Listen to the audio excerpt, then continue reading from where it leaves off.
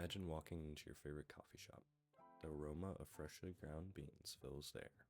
The hiss of the espresso machine, the chatter of the people waiting for their morning ritual.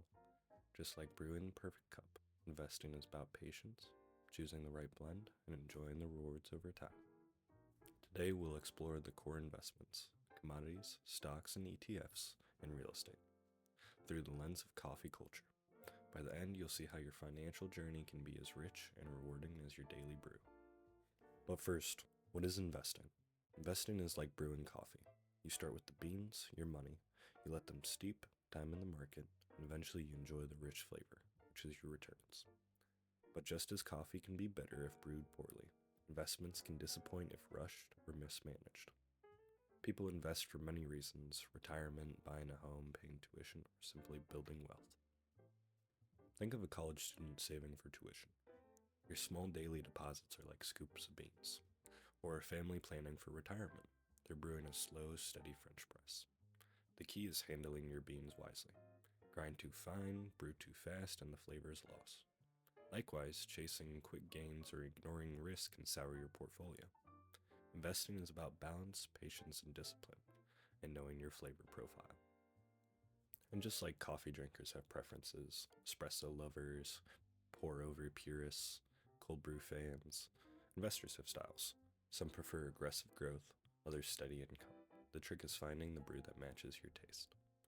Now let's taste the first blend, commodities. Commodities are the oldest roast and investment cafe. Since ancient times, people have traded gold, silver, and oil, the beans of civilization. They're tangible, essential, and often the backbone of economies. So let's move on to some examples. Gold is the espresso shot of investing, strong, timeless, and reliable. For centuries, it's been the go-to pick-me-up against inflation. When currencies weaken, gold holds its flavor. Investors often sip gold during uncertain times, and historically, it's averaged over 10% annual returns. For example, during the 2008 financial crisis, gold prices surged as investors sought safety. Just like a double shot on a rough morning, gold provided the jolt portfolios needed. While gold is the espresso shot, silver is the cold brew. Versatile, refreshing, and increasingly popular. Beyond jewelry, it powers electronics, solar panels, and electric vehicles. Over the last decade, silver brewed up 20% returns annually. Silver's appeal lies in its dual role, both a precious metal and an industrial necessity. It's the drink that adapts to modern tastes, offering tradition and innovation. Whereas oil is the dark roast, powerful, energizing, but sometimes bitter. It's fueled economies for decades, averaging nearly 14% returns annually. But with the rise of renewables, its flavor may change. Oil is volatile, prices can spike with geopolitical tensions or plummet with oversupply. It's like a roast that's strong but unpredictable. Investors must sip carefully. Commodities are essential, but they're not always smooth. They can be volatile, influenced by global events, supply chains, and technology. Like coffee beans affected by weather, commodities depend on external forces. That's why many investors use commodities as a hedge, a way to balance risk in their portfolio. So, from classic roasts, let's move to specialty drinks, stocks and ETFs. Stocks are like ordering a cappuccino. You're buying into a cafe's recipe and sharing in its success. On average, common stocks return about 13% annually, but each company has its own flavor. For example, we have Apple stock, the pumpkin spice latte, trendy, beloved, and consistently rewarding. Apple has brewed up over 26% returns annually. Just as pumpkin spice dominates every fall, Apple dominates with innovation and loyal customers. Another example is JP Morgan stock, the house blend, reliable, steady, always on the menu. Averaging 13 to 14% returns, JP Morgan is a dependable choice. It may not be flashy, but it's a cup you can count on. Next example is Starbucks stock, caramel macchiato, with a cult-like following, steady growth, averaging 7.5%. Starbucks shows how a brand can turn coffee into culture and culture into profit. ETFs are the sampler flights. You don't commit to one roast, you taste a mix. They let you diversify without betting on a single bean.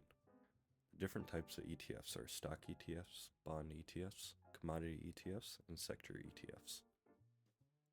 Stock ETFs are like the seasonal menus of the ETFs, like rotating specials at a coffee shop. Pumpkin spice in autumn, cold brew in summer. They capture the flavor of the broader stock market, often delivering 8 to 12% returns over time. Great for those who enjoy a bit of buzz and want to ride the seasonal trends of growth. Bond ETFs are the decaf options of ETFs, smooth, mellow, and designed for those who don't want jitters. The returns are lower, only 2 to 4%, but the stability is comforting. Like knowing your decaf latte won't surprise you with the caffeine spike. Perfect for conservative drinkers who value consistency over excitement. Commodity ETFs are the blends of beans of ETFs. A mix of earthly flavors, gold, silver, oil, like the house blend of raw ingredients. Returns hover around 2 to 5%, steady but not explosive, like sipping a balanced blend where no single bean dominates. Commodities diversify your palate. Then lastly, we have sector ETFs, the single origin pour-overs of ETFs, bold, distinctive, and sometimes intense, focused on one origin, tech, healthcare, energy, just like a single farm's beans. High risk, high reward, 7 to 20% returns possible, but the flavor can be polarizing, for adventurous drinkers who want to savor the unique notes of one sector. ETFs are perfect for investors who want variety. Like a cafe flight, they let you explore flavors without committing to one cup. They're flexible, accessible, and often lower cost. But remember, even specialty drinks can be risky. Trends fade, markets shift, pumpkin spice latte may dominate today. Tomorrow's flavor could be a matcha or chai. Diversification is the key to keeping your menu fresh. Now, what if you own the cafe itself? That's real estate. Real estate is like running your own coffee shop. It takes capital, maintenance, and patience, but the aroma of steady income is worth it. So let's get into the different types of real estate: residential, retail, office, and industrial. So the first one we have is residential real estate. It's like selling drip coffee. It's the everyday brew, steady, familiar, and comforting. Residential real estate has lowest startup costs among the real estate types, like buying a simple drip machine instead of a full cafe setup. The challenges to run it are higher though, such as regulations, tenant differences, and competition from big coffee chains, or large companies buying homes to keep rent high. But it creates a 6.5% annual appreciation along with $200 to $400 in monthly rental income per property, which is about $2,400 to $4,800 yearly per property. Next, we have retail real estate. Leasing cafe counters, basically. It's smaller square footage, but higher per cup profit. This type of real estate has lower startup costs than office or industrial, but higher cost per square footage, like leasing a prime cafe corner. However, it creates 7 to 10% appreciation, along with a $2,000 to $3.5K monthly profit per location. This is $24,000 to $42,000 yearly.